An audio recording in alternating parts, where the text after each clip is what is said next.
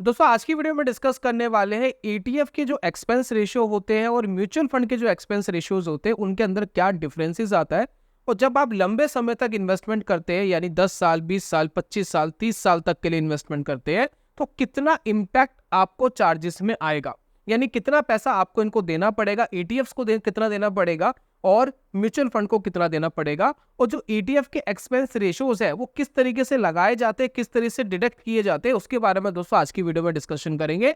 तो उम्मीद करते हैं कि वीडियो को देखने के बाद आप अपना काफी पैसा बचा पाएंगे इस नॉलेज के बाद। इस वीडियो को कुछ स्टेप्स के अंदर मैंने बांटा है। सबसे पहले एक्सपेंस रेशियोज की बात करेंगे, एक्सपेंस रेशियोज कहां देख सकते हैं इसकी बात करेंगे, फिर कुछ कैलकुलेशंस करेंगे, कंपैरिजन देखेंगे ईटीएफ्स एंड म्यूचुअल फंड्स का। और साथ में हम ये भी बात करेंगे कि अगर आप खुद स्टॉक्स बाय कर लेते हैं अपने डीमेट अकाउंट में तो उसके क्या बेनिफिट और क्या ड्रॉबैक्स है। तो ये सारी डिस्कशन दोस्तों आज की वीडियो में करने वाले हैं। तो चलिए शुरू करते हैं और जानते हैं दोस्तों।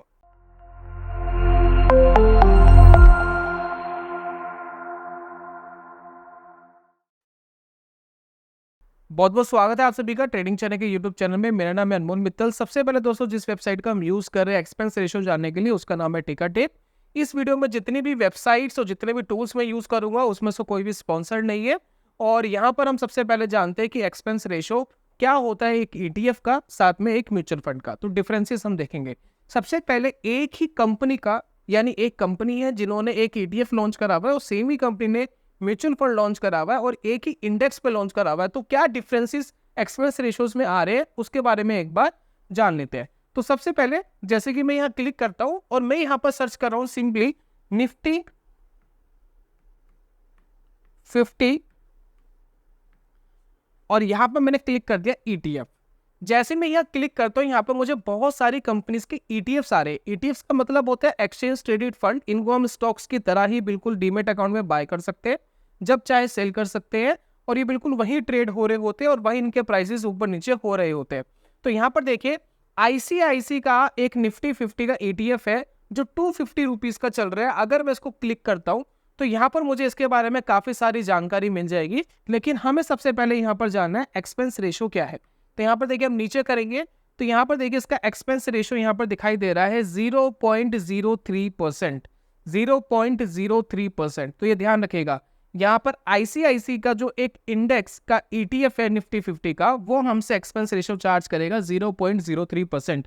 काफी लोगों का यहाँ पर क्वेश्चन होगा ये एक्सपेंस रेशियो हमसे लेता कैसे, क्या हमें कोई बिल बना कर देगा, क्या हमारे डीमेट अकाउंट से काटेगा?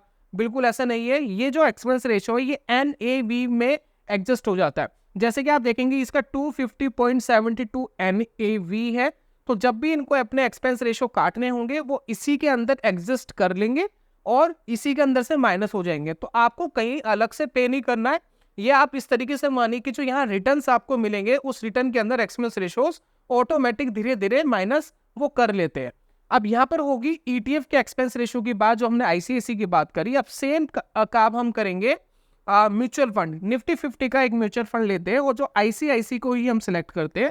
तो यहाँ पे देखिए आईसीआईसीआई निफ्टी 50 का म्यूचुअल फंड हम यहाँ लगाते हैं। तो यहाँ पर देखिए निफ्टी 50 का इंडेक्स फंड हमें यहाँ दिखाई दे रहा है। ये देखिए निफ्टी 50 इंडेक्स फंड निफ्टी 50, ठीक है ना।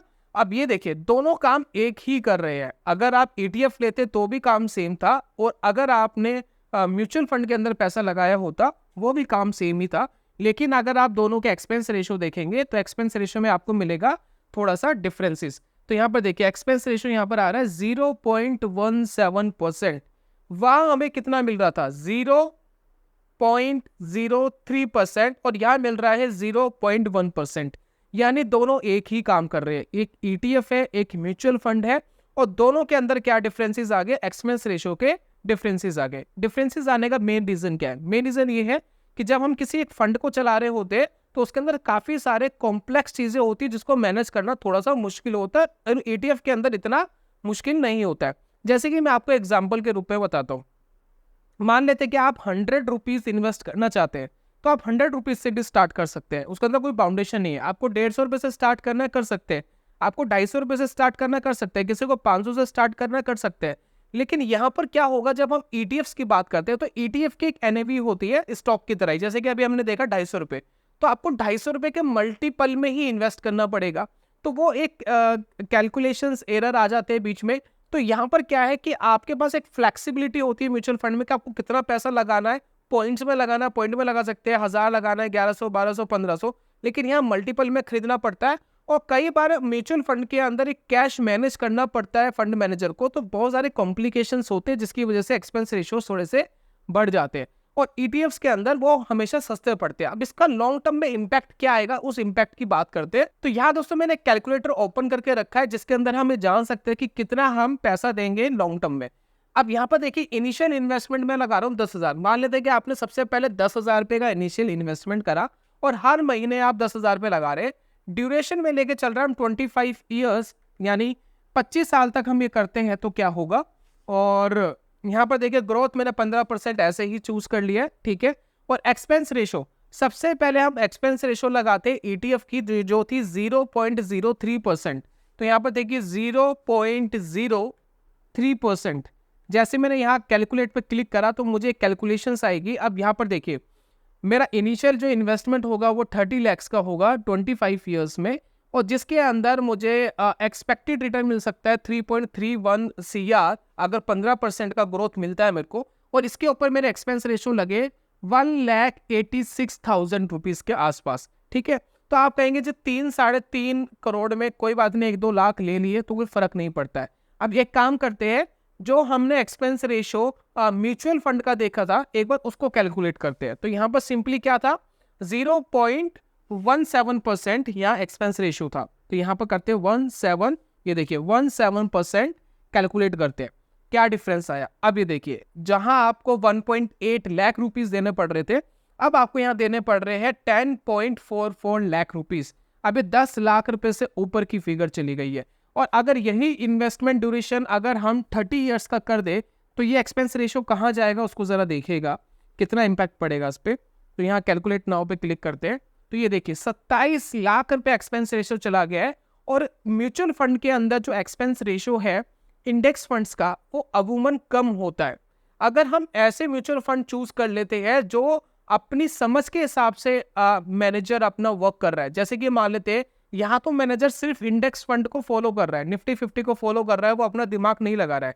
निफ्टी 50 में जो स्टॉक्स होंगे वो इसके अंदर आएंगे, अदरवाइज नहीं आएंगे। तो उसने अपना दिमाग नहीं लगाया, वो एक मिरर की तरह सिर्फ निफ्टी 50 को फॉलो कर रहा है।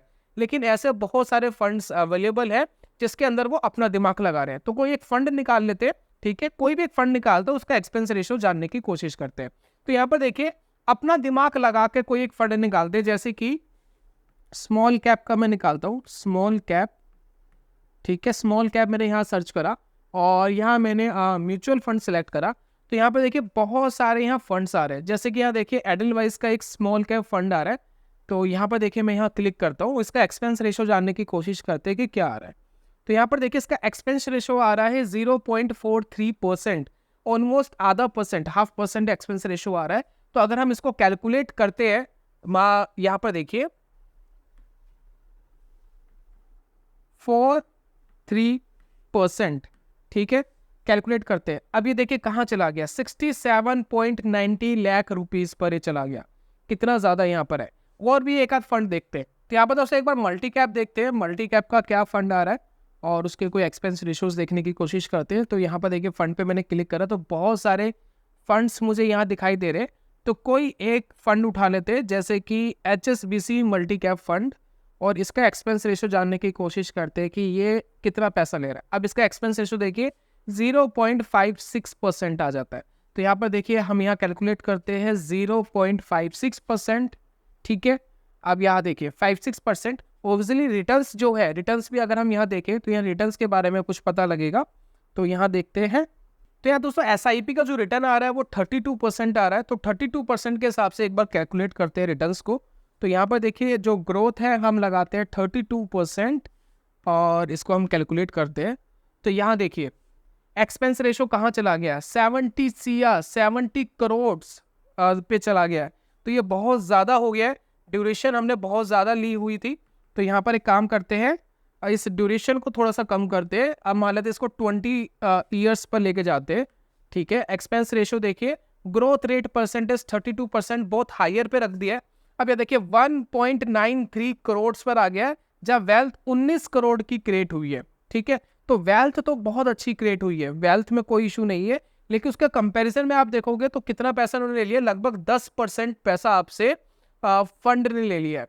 तो ये दोस्तों एक्सपेंस रेशियोज के इश्यूज आते हैं मार्केट के अंदर। जब आप लॉन्ग टर्म इन्वेस्टमेंट करते हैं तो पैसा बचाने के लिए आप हमेशा देखें कि आपके पास एक्सपेंस रेशियो क्या सेम चीज पर कम एक्सपेंस रेशियोज वाले अवेलेबल है, अगर है तो उसमें इन्वेस्ट करना चाहिए। अगर हम म्यूचुअल फंड की बात कर रहे हैं, साथ में ईटीएफ्स की बात कर रहे हो और आप इंडेक्स फंड में ही पैसा लगा रहे हैं, तो समझदार ये है कि ईटीएफ के अंदर पैसा लगाए और अपना एक्सपेंस रेशियो आप बचाए, और साथ में आपको फ्लेक्सिबिलिटी भी मिलेगी, लिक्विडिटी भी मिलेगी। आप जब भी सेल करेंगे इमीडिएट आपके पास फंड आएगा, विड्रॉल कर सकते हैं। साथ में बहुत सारे ब्रोकर ऐसे हैं जो आपसे कोई पैसा नहीं लेते इन्वेस्टमेंट का। तो मैं कुछ ब्रोकर आपको एक ब्रोकर सजेस्ट कर रहा हूं, फायर्स। अगर आप इसके थ्रू इन्वेस्ट करते हैं ईटीएफ्स के अंदर, तो यहाँ पर आपको कोई भी इन्वेस्टमेंट के लिए ब्रोकरेज चार्जेस नहीं देना होता। गवर्नमेंट के बहुत नॉमिनल से चार्जेस होते हैं जो लगते हैं, अदरवाइज आपको ब्रोकरेज नहीं देनी होती।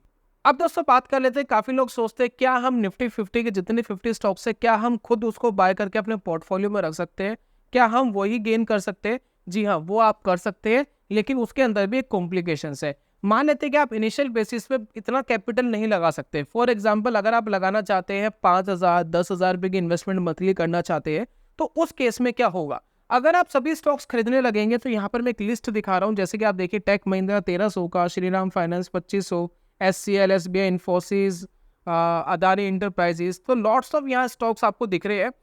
अगर आप इन सबको कैलकुलेट करेंगे तो इनको कैलकुलेट करने पे क्या होगा, ये पोर्टफोलियो मतलब वन टाइम इन्वेस्टमेंट ही आपकी कम से कम 50,000 1 लाख रुपए के आसपास चली जाएगी। क्या इतना इनिशियल इन्वेस्ट करना क्या पॉसिबल है हर किसी के लिए एसआईपी के रूप में? नहीं है। प्लस इनकी परसेंटेज को भी मैनेज करना पड़ेगा। ऐसा नहीं है कि एक एक स्टॉक सभी आपने 50 खरीद लिए काम चल जाएगा। अब मान लेते हैं कि एचडीएफसी की सबसे ज्यादा वेटेज है, अगर एचडीएफसी की सबसे ज्यादा वेटेज है निफ्टी 50 के अंदर, तो आपको एचडीएफसी सबसे ज्यादा खरीदना पड़ेगा, बाकी कम खरीदने पड़ेंगे। तो जब आप इसको बैलेंस करने जाएंगे, बास्केट बनाने जाएंगे, तो ये हो जाएगा कॉम्प्लिकेटेड और काम नहीं बनेगा।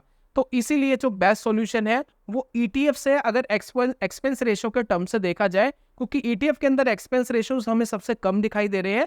और अगर इतने कम एक्सपेंस रेशियोज के अंदर अगर हमें एक फ्री माइंडेड इन्वेस्टमेंट मिलती है, तो वो ज्यादा बेटर सॉल्यूशन हो जाता है। बाकी ब्रोकर का लिंक मैंने डिस्क्रिप्शन में दे दिया, आप जाकर के अकाउंट खुलवा करके फ्री ऑफ कॉस्ट इनके अंदर इन्वेस्ट कर सकते हैं, जिसके अंदर कोई आपको चार्जेस ब्रोकरेज का नहीं लगता है। मिलूंगा दोस्तों नेक्स्ट वीडियो में, तब तक के लिए goodbye, God bless you, bye bye दोस्तों।